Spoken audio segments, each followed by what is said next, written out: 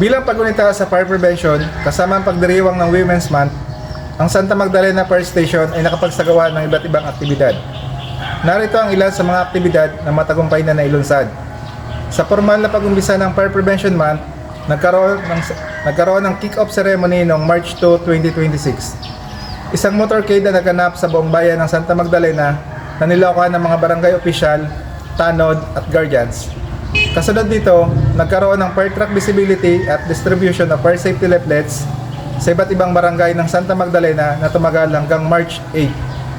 Nitong March 5, bilang pag-alala sa mahalagang papel at ambag ng mga mahal nating kababaihan, nagkaroon ng Zumba dance sa aming fire station. Layunin nitong mapalakas ang pisikal na pangangatawan at magkaroon ng magaan at masayang kaisipan.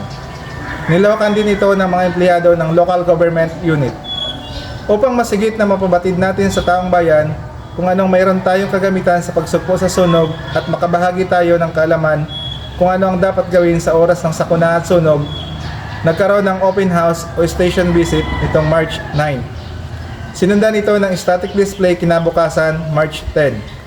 Ang mga kalahok dito ay mga mag-aaral mula sa Santa Magdalena Central School. Hindi lamang tungkol palagi sa sunog ang ginagawa ng mga bombero. Mahalaga rin sa amin ang mapangalagaan ng ating kalikasan. Bahagi nito ay nagkaroon ng tree planting activity sa Barangay San Sebastian noong March 12. Kasama ang lokal na pamahalaan at mga non-government organization ng Santa Magdalena. Sharing is caring. Ang busog na tiyan, resulta ay matalinong kaisipan. Nagkaroon ng feeding program nitong nakaraang March 13, 2026 para sa mga mag-aaral ng Children Development Center ng Barangay Salvacion at Barangay Poblacion 2. Ilan lamang ang mga nabanggit na aktibidad ang matagumpay na sa katuparan ng BFP Santa Magdalena ngayong Fire Prevention Month 2026.